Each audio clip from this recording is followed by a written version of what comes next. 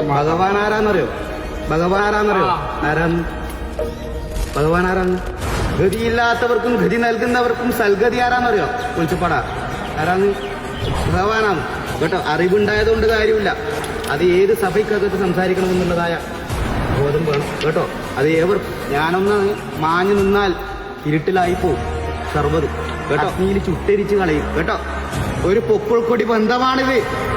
പാലന്തായി കണ്ണനെന്നിരിക്കുന്ന പശുക്കിടാവിനെ കൊടുത്തിട്ട് നിങ്ങളെന്നിരിക്കുന്ന നരിക്കുലത്തെ ഏറ്റെടുത്തതാണ് ഭഗവാൻ.